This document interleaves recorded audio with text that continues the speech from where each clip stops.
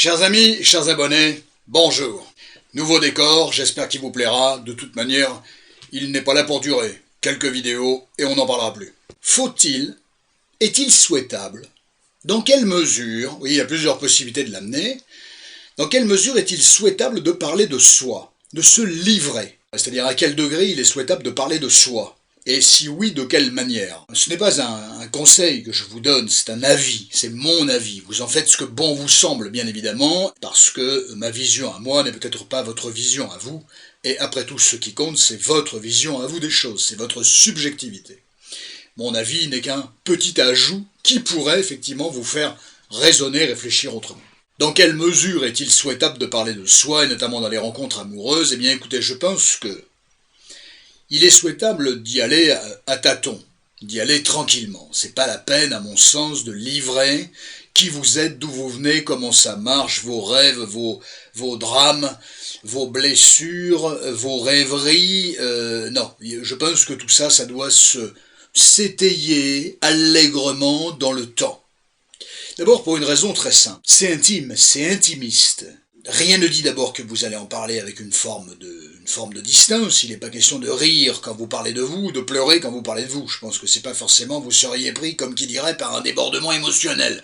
Et je ne suis pas persuadé qu'il soit l'idéal. Mais c'est quoi l'idéal? Donnez-moi l'adresse, j'y vais, je retire la veste et on y va. On est bien d'accord, donc il n'y a pas d'idéal. Mais dans l'idée, si on pouvait se rapprocher de quelque chose qui serait adéquate, favorable à un certain nombre de situations que vous rencontrez, eh bien, je pense que tout ce qui est de l'ordre de l'intime, de l'intimiste, l'intime ça veut pas dire quand vous êtes à poil, non, ça veut dire votre vie personnelle, au sens intime, c'est intime ça. C'est l'intimité de votre vie personnelle. Ça veut pas dire est-ce que vous mettez des chaussons ou est-ce que vous êtes en chaussettes dans votre appartement. Non, c'est pas ça le problème.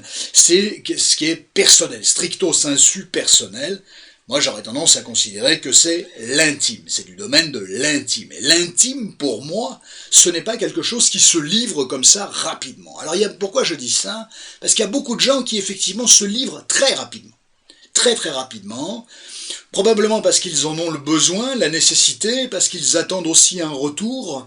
Et tous ces éléments-là me semblent à questionner. Ça ne veut pas dire ne le faites pas, vous faites ce que vous voulez. Mais ça me semble à questionner. Pourquoi c'est fait de manière aussi rapide? Il y a forcément un enjeu. Quand l'être humain prend la parole, si je puis dire, peu importe le sujet qu'il va utiliser, il y a un enjeu.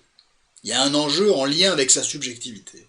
Quel sens ça a de parler de ça, et d'en parler de cette manière-là? Il y a un enjeu. Parler de soi, se livrer une part de son intime, de son intimité via la verbalisation, via la communication, le livrer à quelqu'un, l'offrir à quelqu'un, c'est peut-être le plus beau des cadeaux. Parler de soi à quelqu'un, c'est peut-être le plus beau des cadeaux. Eh bien, c'est la plus belle des confiances, d'ailleurs, d'une certaine manière. Eh bien, je pense que ça doit se faire avec parcimonie dans le temps. Il y a des gens qui se livrent très vite, mais on ne se livre pas très vite sans se poser un certain nombre de questions ou sans que ça pose un certain nombre de questions. Prendre la parole et parler de soi, et occuper l'espace de la communication en parlant de soi, c'est un exercice qui me semble à questionner. Pourquoi? Pourquoi je prends autant de place? Pourquoi c'est aussi important pour moi de me positionner de cette manière-là et d'occuper l'espace par la parole, par l'intermédiaire de la communication, et de parler de moi, à mon interlocuteur ou à plusieurs interlocuteurs. Ça a du sens. Pourquoi je fais ça? Mais j'ai envie de dire, il faudrait que ces personnes se posent la question aussi pourquoi elles le font. Parce que rien ne dit que l'interlocuteur qui est en face, il trouve son compte. Forcément, déjà dans un premier temps, quand vous allez énoncer qui vous êtes, d'où vous venez, comment ça marche, que vous parliez de vos rêves ou de vos grands traumatismes ou de vos blessures, ou de l'ensemble des choses, ou de votre parcours, il y a aussi l'aspect professionnel. Parler de soi au sens professionnel du terme, ça dépend qui vous allez avoir. Si c'est un collaborateur, il peut y avoir une forme de rivalité, c'est intéressant la rivalité. Il peut y avoir aussi la jalousie, bien évidemment. Ce qui dit rivalité dit jalousie. Il peut y avoir les éléments comparatifs, il peut y avoir briguer une place, effectivement, rechercher, requérir quelque chose, et donc montrer que vous en êtes capable pour obtenir un poste, ou une mission, ou une fonction particulière. Tout ça est très intéressant. Tout ça va passer par quoi? Par la capacité à parler de vous. Pas forcément au sens intime, intimiste du terme, mais au sens professionnel du terme, au sens technique du terme. Qu'est-ce que vous savez faire techniquement? Voilà. En quoi vous demandez, vous suscitez d'obtenir telle place, telle fonction, et en quoi vous êtes habilité à pouvoir prétendre à cela? Quels sont les éléments verbaux qui permettent effectivement de vous positionner comme ça?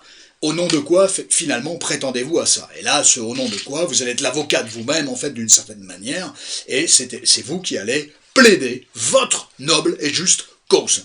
Et ça, plaider sa noble et juste cause, il y a des gens qui sont très bons pour ça, et il y a des gens, effectivement, c'est extrêmement compliqué pour eux de faire ça. Ils ne savent pas se vendre, on va pas rentrer dans un truc d'entretien professionnel, mais ils ne savent pas se vendre, et ça va poser, bien souvent, des problèmes. Les gens qui arrivent à se vendre relativement bien, sans raconter de conneries. De toute façon, si vous racontez des conneries, face à un expert et un technicien, ça se verra tout de suite. Ça se verra tout de suite. Quand je dis tout de suite, ça veut pas dire tout de suite, mais au bout de 5, 10 minutes, un quart d'heure, 30 minutes, à un moment donné, on verra que l'autre, il patauge, que c'était pas logique, c'était du bachotage, en fait, d'une certaine manière. Il a appris un truc, il nous le ressort là, comme ça, mais en fait, il ne saisit pas bien de quoi il parle réellement. Ou il ne sait pas rattacher des choses qui sont en lien avec ça. Et ça peut se débusquer, mais il faut parfois un certain nombre de temps pour ce genre de choses. D'ailleurs, dans la séduction, puisqu'on est un petit peu là-dedans dans les éléments de communication, dans la séduction, c'est pareil. Quelqu'un qui vous vend un discours, parce qu'un discours, ça se vend, hein, pour plaire, ça passe encore par le discours. Alors plaire, ça passe par mille et une choses, bien évidemment, mais notamment par le discours. Et toutes ces personnes qui font le légendaire love bombing, hein, voilà, moi je pense que les mots ne veulent pas dire grand-chose, il est bon de voir comment vont être corroborées ces paroles avec des actes. Alors que le gars ou la nana tiennent bien pendant 2 semaines, 3 semaines, 1 mois, et que les paroles coïncident avec les faits, oui, ça c'est possible, mais au bout d'1 mois, ou 2 mois, ou 3 mois, il risque d'y avoir quelques modifications notables pour ne pas dire. Et ça, attention à ce genre de choses. Je fais appel aux esprits aguerris que vous êtes. Alors, le souci, c'est important que j'ajoute ça, c'est que nombreuses personnes vont parler d'eux avec conviction, tant mieux, enfin j'espère, voilà, ni trop positivement, heureusement, ça n'existe pas, l'ultra-positivisme n'existe pas, ni trop négativement, j'ai envie de dire tant mieux, mais ça sera pour eux le gage d'un investissement. Voilà, je te parle de moi parce que je t'investis, je te fais confiance et je te confie des choses qui me semblent importantes. Oui, mais n'oubliez pas que vous êtes peut-être tout seul là dans l'histoire, parce que votre interlocuteur, vous ne savez pas effectivement, lui, comment l'interlocuteur, hein, l'autre, peu importe, homme-femme, hein, on est d'accord. Vous n'imaginez pas quel est son souhait à l'autre, vous ne savez pas comment il va se positionner. Donc attention de ne pas trop investir, de ne pas surinvestir quelqu'un qui effectivement ne pourrait faire que passer dans votre existence. Donc je ne cherche pas à freiner votre investissement, je vous dis que faites attention à votre investissement, votre surinvestissement, parce que ça ne veut pas dire que l'interlocuteur que vous avez en face de vous, il va avoir le même type d'investissement que le vôtre. Et vous pourriez être déçu d'avoir livré autant à quelqu'un qui lui-même s'est peu livré, ou qui finalement s'est livré un certain nombre de temps, mais a décroché relativement assez rapidement. Et ça, vous pourriez avoir l'impression d'être un peu le dindon de la farce. Je me suis livré, j'ai montré à l'autre énormément de choses, peut-être trop, mais justement, et l'autre, effectivement, au bout de 3 mois, au bout de 6 mois, il m'a laissé comme ça sur le carreau, que ça peut être une relation professionnelle, ça peut être amicale, ça peut être, enfin amicale entre guillemets, parce qu'une amitié qui dure 6 mois, je suis pas sûr que ce soit une amitié, mais ça peut être une relation donc de couple. Attention à ça, vous n'aurez pas forcément le retour sur l'engagement dans lequel vous étiez, et notamment par rapport à la communication, est-ce que vous allez livrer de vous-même. Il y a beaucoup de gens qui regrettent d'en avoir dit autant à des personnes, parce qu'effectivement, ça a mal tourné, ça n'a pas tourné comme ils le voulaient, malgré un bon départ bien souvent, mais un bon départ n'est pas la garantie d'une bonne arrivée. On est bien d'accord là-dessus. Même s'il n'y a aucune garantie d'arrivée, eh bien, ce qui va compter, c'est l'intensité de la relation, bien évidemment, mais c'est surtout qu'elle dure le plus longtemps possible, si tout se passe bien, hein, en tant que faire se peut. Donc, vous pourriez être déçu d'en avoir dit autant, d'avoir confié autant de choses à quelqu'un qui, effectivement, n'aurait pu faire que passer dans votre existence. Après, j'entends aussi d'autres choses, c'est pour ça que je tente vraiment d'avoir un point de vue très exhaustif sur la communication vis-à-vis de soi-même et de ce qu'on livre de sa personne. Vous pourriez dire, je veux effectivement que l'autre me connaisse. Mais je pense, je l'entends, la preuve, je vous en parle. Je pense que c'est mieux que la personne se fasse son opinion par elle-même, en fonction de ce qu'elle va, la personne, découvrir de vous, plutôt que ce que vous allez raconter de vous.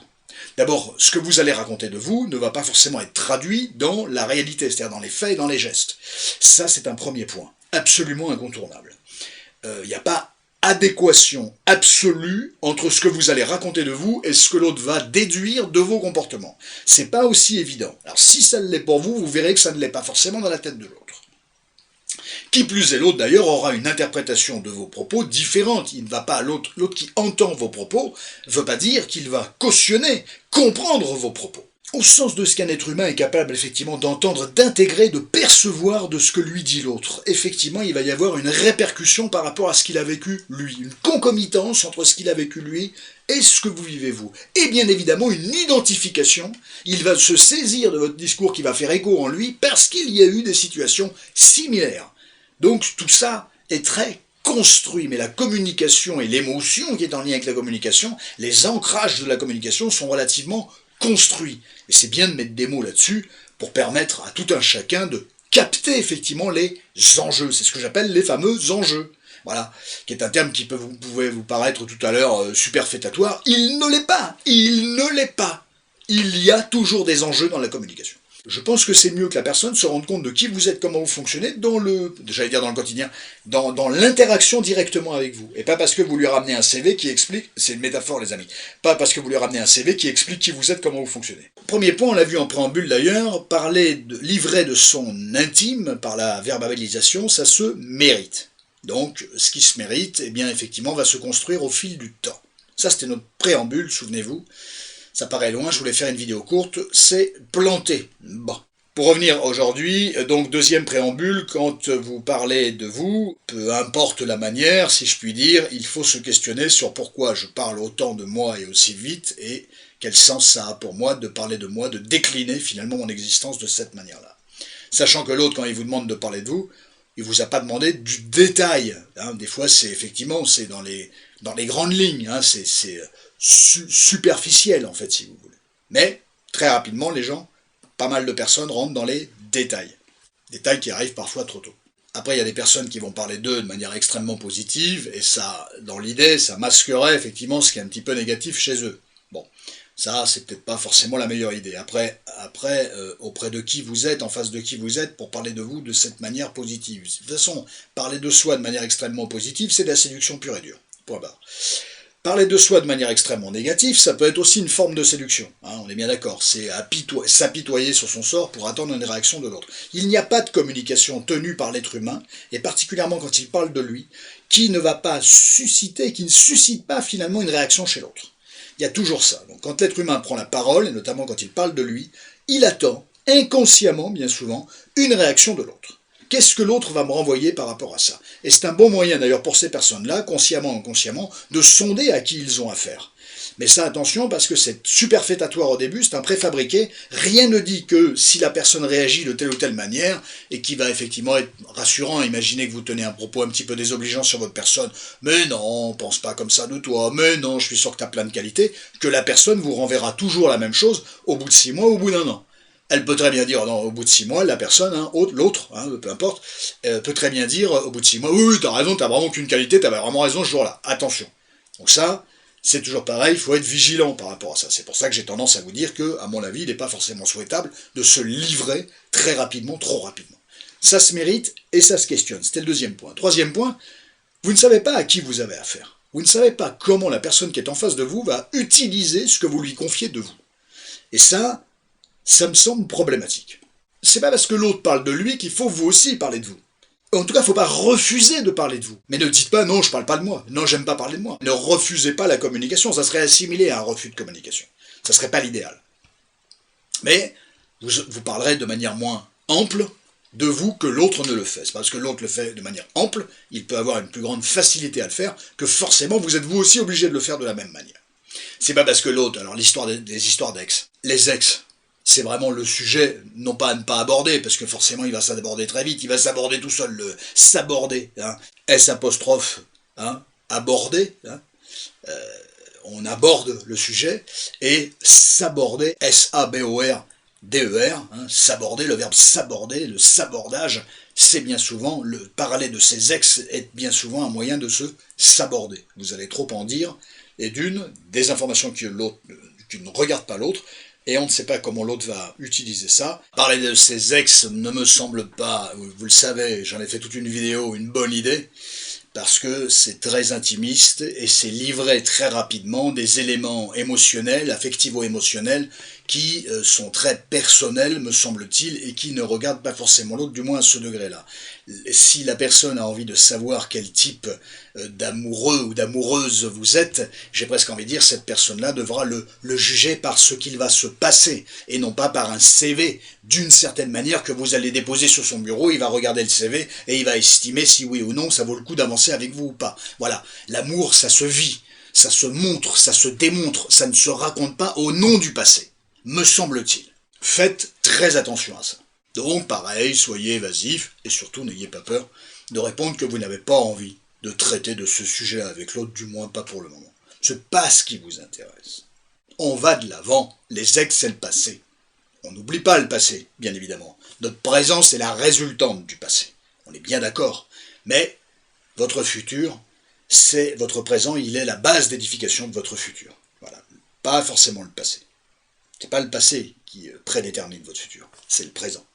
Si vous parlez de vous de manière extrêmement favorable ou défavorable, ou entre les deux, un mélange des deux, ça semblera à la limite presque plus authentique, hein, voilà, parce que tout qui va pas, ça existe, il y a des personnes qui ont des vies un peu beaucoup compliquées, mais il y a toujours quand même des éléments favorables qu'ils ne voient pas ou auxquels ils n'accordent pas l'importance. Bon, je peux l'entendre, je peux le comprendre, mais par contre le discours du tout va bien, tout est beau, tout est rose, ça c'est pareil, ça tient pas la route. Parce que tout est beau, tout est rose, donnez-moi l'adresse, on y va tout de suite, je vous le dis tout de suite. Voilà, ça y a pas. Il n'y a pas. C'est forcément une construction superfétatoire, préfabriquée. C'est pas possible. Donc méfiez-vous toujours de ce qui peut vous sembler enjôleur. On est d'accord. Lorsque vous déclinez un certain nombre d'éléments en lien avec votre histoire, vous entendez dire les choses. Vous n'êtes pas sourd. Bon. Vous entendez dire les choses. Quel sens ça a pour vous de vous entendre dire les choses à tel ou tel interlocuteur? Quel sens ça a? Ça en a forcément un. Ça aussi, c'est un élément à prendre en ligne de compte. Quand vous êtes dans un discours récurrent, il est souhaitable de se poser la question de pourquoi je suis dans telle récurrence. Pourquoi ce besoin de vous entendre dire constamment, souvent les mêmes choses? Voilà. À quel degré c'est bon pour vous de répéter constamment une vision des choses? Je sais que c'est la vôtre, mais à quel degré ça ne vous enquiste pas, ça ne vous enferme pas dans un prisme, dans une vision des choses? Et ça, attention à ça, il faut savoir le questionner pour le faire évoluer. Donc apprendre à parler de soi autrement que la manière dont vous parliez de vous, ça me semble effectivement de l'ordre du champ du possible. Il y a vraiment une possibilité de modifier cette trajectoire de communication. Évidemment, la manière dont vous parlez de vous est bien souvent à la mesure de l'estime que vous avez de vous-même. Voilà. L'estime de soi, l'estime de quelqu'un va s'entendre dans son discours pour partie, mais va s'entendre aussi, se voir, se constater dans ses réactions, dans sa posture et dans ses réactions. Voilà. Donc ça va apparaître assez rapidement, cette notion d'estime de soi. Inutile de vous dire que si vous tenez un discours qui n'est pas forcément très enjôleur sur votre personne, l'estime de vous-même, elle est d'emblée écornée. Et non seulement elle est d'emblée écornée, mais en plus elle montre à l'autre que vous avez un trouble d'estime de vous-même. Et ça, il faut toujours se méfier parce que vous ne connaissez pas votre interlocuteur. Et vous ne savez pas ce qu'il va en faire de ça. Même si au début il est en mode magnanime, en mode t'inquiète, on va faire équipe, je suis avec toi, la personne emmagasine quand même un certain nombre d'informations dont elle n'a peut-être pas forcément besoin, ou dont surtout vous estimez que cette personne-là n'a pas à avoir accès à ces informations-là aussi rapidement. Si vous ne voulez pas que quelqu'un ait accès à un certain nombre d'informations, ne les livrez pas, ou alors vous les livrez avec parcimonie. Voilà, étalez, traînant dans le temps. Si la personne vous dit « mais moi j'ai besoin que tu me parles de toi, pour savoir, pour me projeter, machin », ça peut s'entendre, mais je pense qu'il est toujours souhaitable de rassurer l'autre, si tant est que. Voilà, méfiez-vous d'abord de gens qui voudraient récupérer des informations un peu trop vite pour savoir si justement elles peuvent se projeter de manière positive ou négative. Et ça, attention à ce genre de choses. Parce que se projeter, ça veut dire quoi? Ça veut dire se projeter positivement, ça va être vendu en mode si on a quelque chose à faire ensemble, j'aimerais bien le savoir maintenant. Qui peut savoir à l'avance qui va fonctionner ou ne pas fonctionner? Voilà, il y a des gens qui se rencontrent, ils ont rien en commun, et ils vous font 30 ans de vie maritale. Et puis il y a des gens qui ont tout en commun, et puis ça va durer 2 mois.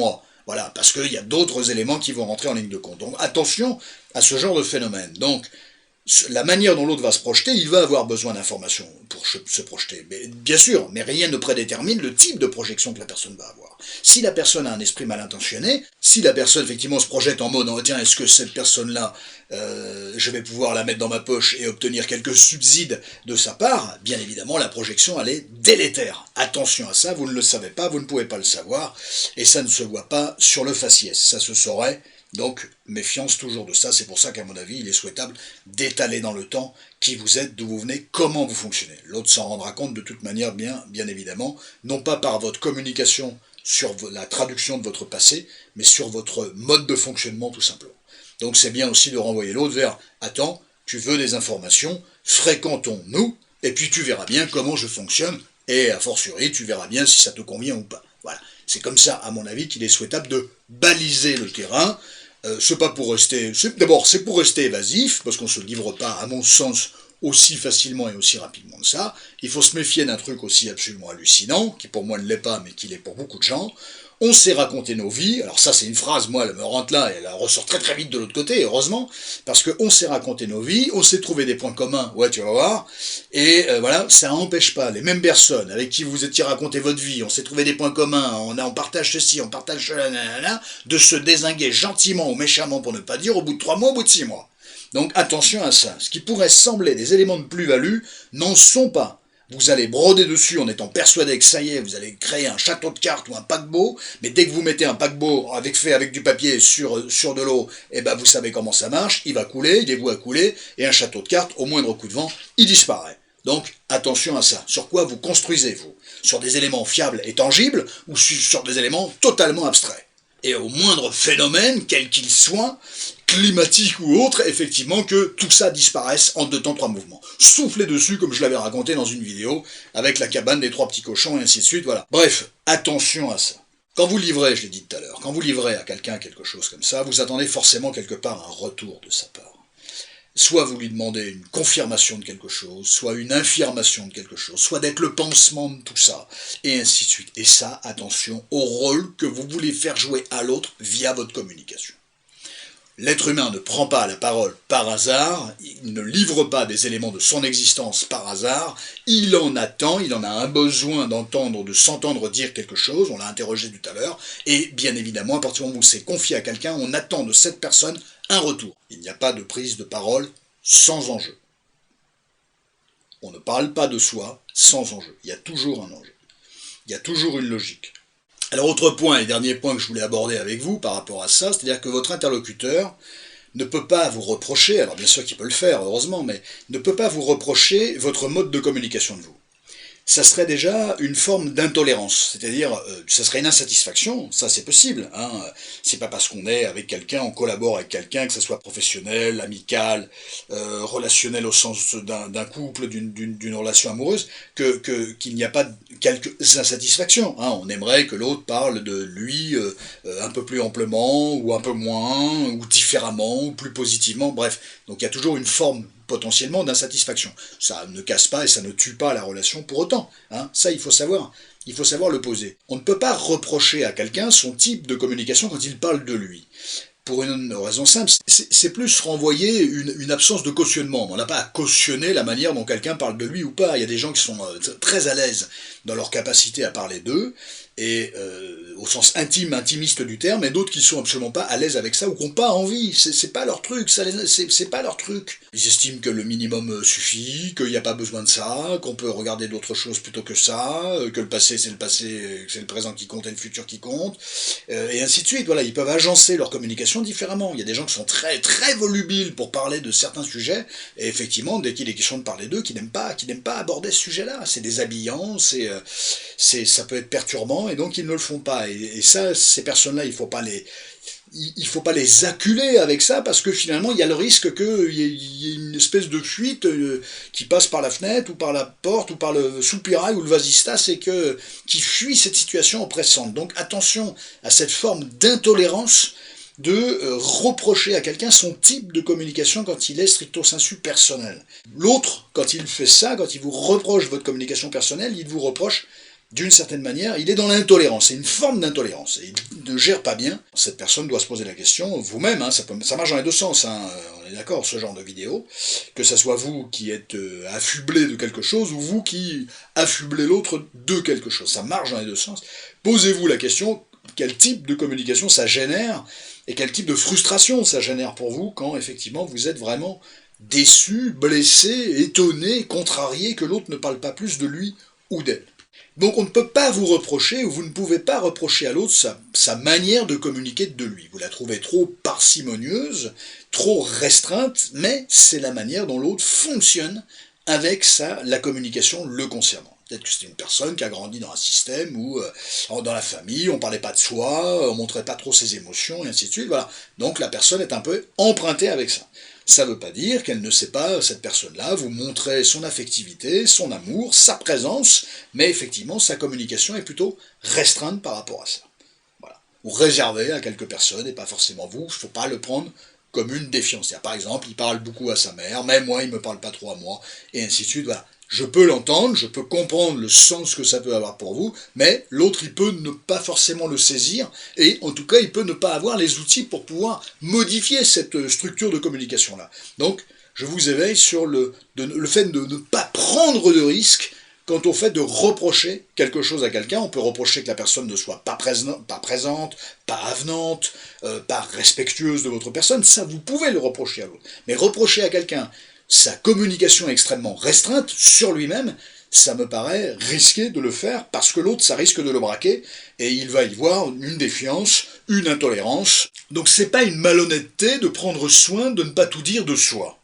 Ça me semble d'abord de bon usage, de bonne aloi, donc c'est pas une malhonnêteté de prendre soin de ne pas parler de soi, ou pas trop vite, ou de prendre son temps pour parler de soi. Non, les choses vont s'élaborer. Ce n'est pas jamais « je ne dirai telle ou telle chose à telle personne ». Non, je vais attendre un petit peu pour lui en parler, parce que j'ai aussi besoin de voir à quel type d'interlocuteur j'ai affaire. Et le temps me permettra de voir à qui j'ai affaire. Non seulement le temps qui passe, bien sûr, mais les interactions que vous allez avoir avec les gens pendant 3 mois, 6 mois, 1 an, 2 ans, 5 ans, c'est ça qui vous permettront de savoir à qui vous avez affaire. Pas parce que le faciès de la personne que vous rencontrez vous convient, ça n'a rien à voir. C'est pas un point de repère, ça. Pas du tout, c'est même plutôt le contraire. Ça attire votre œil là où finalement c'est peut-être pas le plus important. Je dis pas que c'est pas important. C'est un regard qui ne va pas du côté des enjeux qu'il va y avoir dans la relation avec l'autre, entretenue avec l'autre. Et notamment du côté de la communication. Donc c'est pas une supercherie, c'est pas une duperie de prendre soin, à mon sens, de prendre soin de livrer sa communication personnelle, intime, intimiste, du côté de la communication, par effectivement le fait d'étaler gentiment ça dans le temps. Donc ceux qui ont l'impression d'être des imposteurs parce qu'ils ne parlent plus d'eux, pas d'eux, d'abord je l'ai dit tout à l'heure, il n'est pas question de ne pas parler de soi, il est question d'en parler dans une configuration qui vous convient. Ça me convient, la manière dont je parle de moi me convient. Voilà. Et je n'ai pas à répondre aux besoins de l'autre au niveau de la communication, je le ferai à la mesure de ce qui me semble bon pour moi. Voilà. Si j'ai pas envie de parler de certains sujets, je le ferai. Et d'ailleurs, c'est un test incroyable, la manière dont l'autre va réagir est déjà un très bon moyen, finalement, de voir à qui vous avez affaire ou à qui vous auriez affaire. Vous voyez, quoi qu'il arrive, communication ou non, il y a des enjeux et qui très rapidement découleront sur un certain nombre de constats qui me sembleront très utiles. Vous sembleront très utiles. Voilà, ce petit ajout me semblait absolument capital. On est en plein dans la logique du comment on parle de soi. Et bien vous verrez que parler de soi, c'est un exercice de style, c'est un art. Apprendre à parler de soi, c'est un art. Pourquoi c'est un art? Ça révèle de la création. Ça évolue constamment, ça a évolué avec les années, ça continue d'évoluer, ça va continuer d'évoluer. C'est une création, il y a quelque chose d'artistique là-dedans. Alors c'est un art verbal, bien évidemment, mais il y a quelque chose d'artistique. C'est de l'ordre de la création. Il y en a qui sont d'ailleurs tellement dans la création qu'ils manipulent leur discours, et effectivement pour vous faire des choses ou obtenir un quelque chose. Donc, et ça c'est pas artistique, mais enfin comme quoi, hein, on peut faire ce que l'on veut de la parole, mais il y a une dimension, pour moi, certainement pas de la parole du manipulateur, mais la parole, l'art oratoire, c'est bien un art. Pour moi, il y a quelque chose d'artistique. Voilà mes petits amis, je voulais vous raconter tout ça, je pensais pas vous en dire autant, vous voyez comme quoi, on se retrouve la semaine prochaine, avec d'anciennes vidéos, avec le fameux décor en mode plasma. Il vous a bien plu le plasma finalement, oui, il faut vous expliquer à quoi ça correspond, et tout d'un coup tout devient plus fluide, et vous étiez nombreux à adorer le décor maintenant, donc vous allez le retrouver la semaine prochaine. Prenez tous un immensissime soin de vous. À très bientôt chers amis, merci pour votre fidélité, à très bientôt.